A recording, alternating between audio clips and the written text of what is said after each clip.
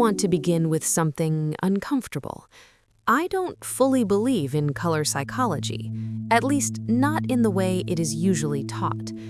This isn't because I think color lacks meaning, it clearly does, but color psychology, as it is often presented, assumes that meaning is inherent, that red naturally excites, that blue naturally calms, that these responses are universal, automatic, and true for everyone. And I find myself quietly resisting that idea.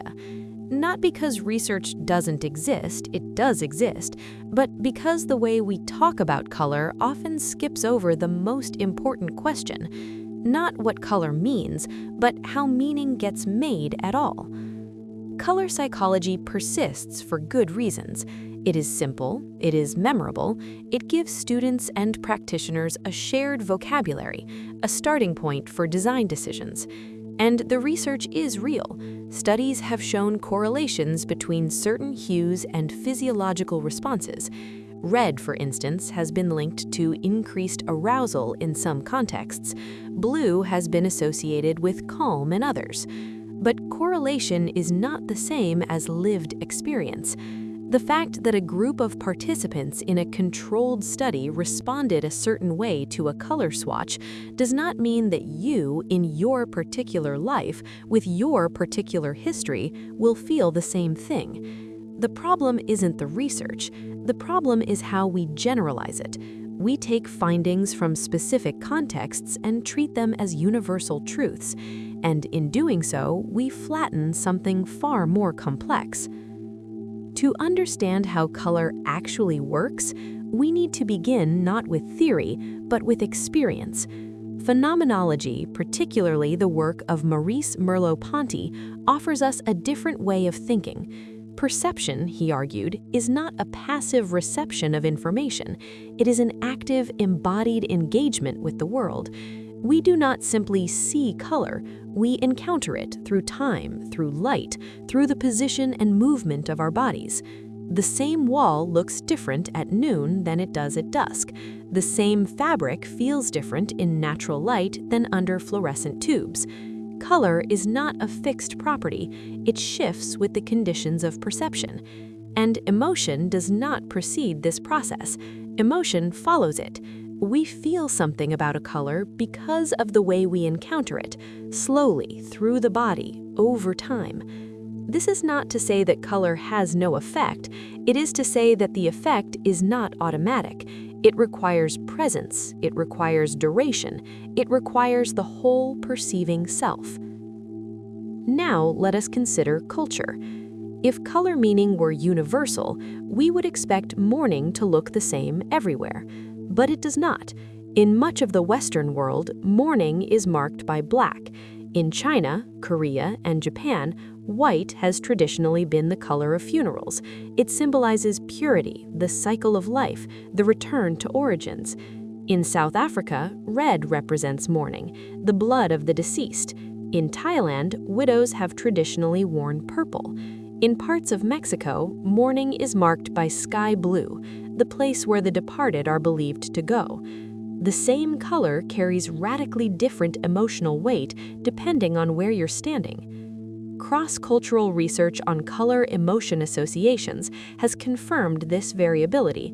While some patterns appear broadly, black is often associated with heaviness, white with lightness, the emotional meaning of specific hues varies significantly across cultural contexts. What feels comforting in one tradition may feel unsettling in another. Color does not speak a universal language.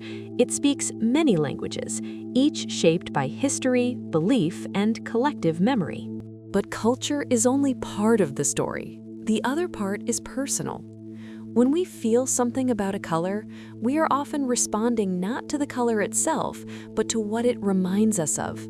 A particular shade of green might feel peaceful because it recalls a grandmother's kitchen. A certain blue might feel sorrowful because it was the color of a hospital room. Research on memory and color has shown that emotional associations can strengthen recall. Negative words presented in red are remembered more vividly. Positive words presented in green are retained more easily. Color and emotion are intertwined in memory, but the link is learned, not given. This is what I mean when I say color is a trigger, not a cause. It does not generate emotion, it activates memory. It calls forward past experiences, past associations, past meanings that have accumulated over time. And this is deeply individual. Two people can look at the same color and feel entirely different things, not because one of them is wrong, but because they carry different histories. This brings me to a critique I hear often, the problem with white interiors. White is cold, white is sterile, white feels like a hospital. I understand this critique, and in some spaces it is valid, but I want to suggest a different reading. White does not create coldness. White reveals when other elements are missing, when light is harsh or flat, when materials lack texture, when proportions feel off, when sound echoes against hard surfaces. White exposes these failures. It becomes a mirror for weak design decisions. In a well-designed space, where light is warm and varied, where materials have depth, where the body feels at ease, white does not feel cold at all. It can feel open, clean, even serene. The issue is not the color, the issue is the experience.